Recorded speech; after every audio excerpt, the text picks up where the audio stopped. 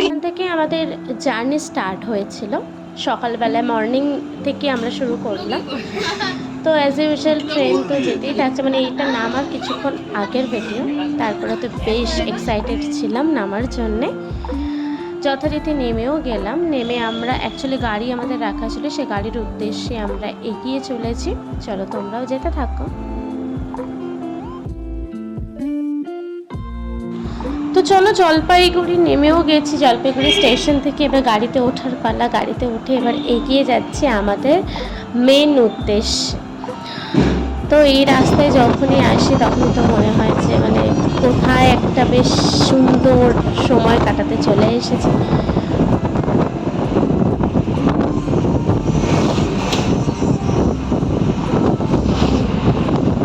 সকালে যেহেতু ব্রেকফাস্ট করা হয়নি, তো এখানে নেমেছিলাম ব্রেকফাস্ট করার জন্য। ম্যাগি আর মোমো খেয়ে আবারও বেরিয়ে পড়বো মেন উদ্দেশ্যে।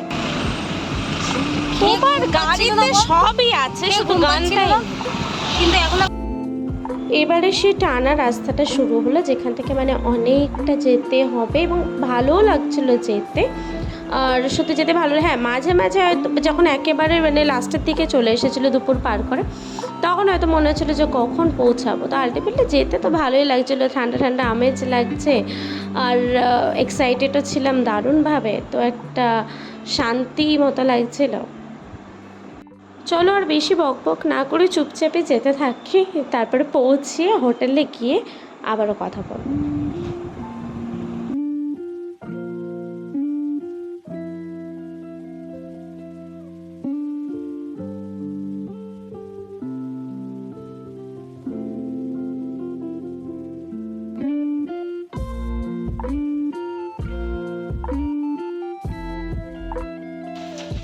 তো হোটেলে চলে এসেছে যথারীতি।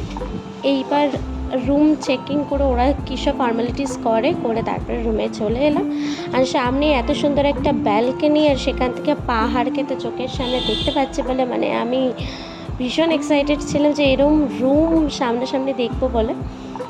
রুমটা সত্যি খুব ভালো ছিল, ওদের সার্ভিসও খুব ভালো ছিল, সব মিলে খুব সুন্দর। তো এরপরে তাড়াতাড়ি সবাই মিলে ফ্রেশ হয়ে লাঞ্চের উদ্দেশ্যে যাবো। বিকেল হয়ে গেছিলো যদিও, তো লাঞ্চ তো করতে হবে, খুব খিদে পেয়েছিল।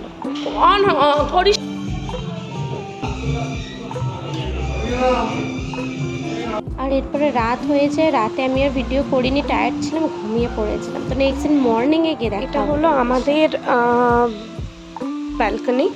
তোমরা নিশ্চয়ই সাউন্ড শুনতে পাচ্ছ, যে একটা পাহাড়ের যে একটা মিষ্টি সাউন্ড, তোমরা সবাই শুনতে পাচ্ছ? দেখো একটা মিষ্টি মিষ্টি মিষ্টি সাউন্ড দেখো নিচে।